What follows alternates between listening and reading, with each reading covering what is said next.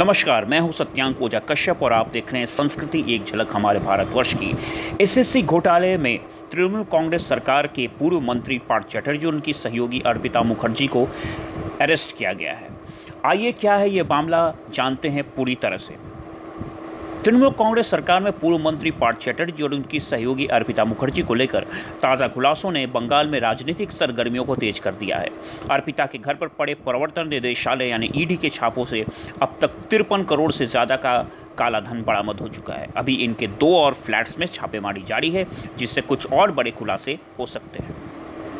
इस बीच ज्यादातर लोगों को अब तक ये साफ नहीं है कि आखिर पार्थ चटर्जी किस मामले में ईडी द्वारा गिरफ्तार किए गए हैं। वो कौन सा मामला है जिसमें उनकी सहयोगी अर्पिता मुखर्जी के घर पर छापे पड़े हैं। आखिर ईडी ने अर्पिता के घर पर ही छापेमारी कैसे की। इसके अलावा वे कौन कौन से नेता हैं जो कि ईडी की रडार पे हैं।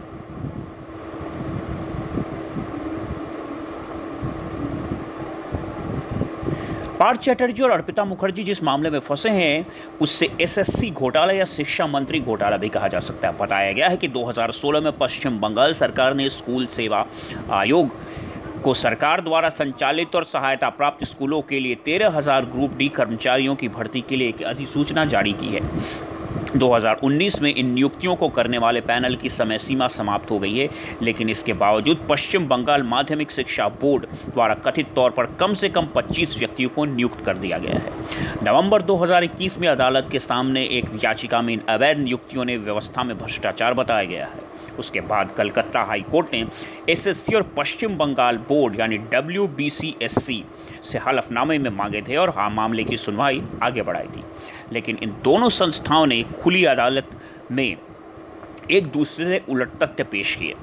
एसएससी ने अपने हलफनामे में दावा किया कि उसने अपनी ओर से किसी कर्मचारी की नियुक्ति सिफारिश के लिए चिट्ठी नहीं जारी की थी, जबकि WBSSC ने कहा कि उसे एक पेन ड्राइव में डेटा मिला था। इसी के तहत इन लोगों को नियमानुसार नियुक्ति हुई थी।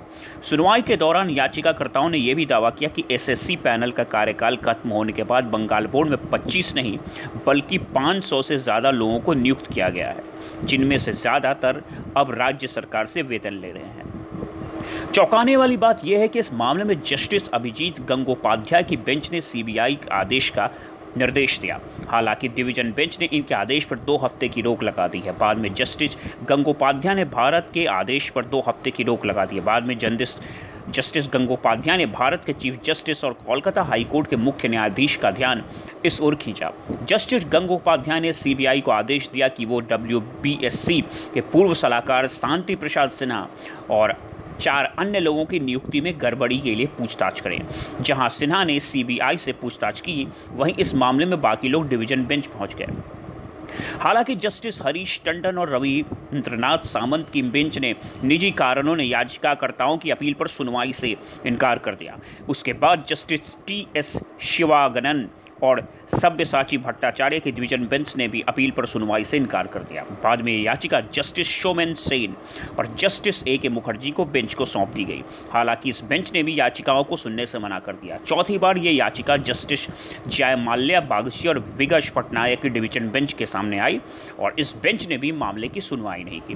दोनों जजों ने चीफ जस्टिस से केस को किसी और बेंच को सौंपने के लिए कहा।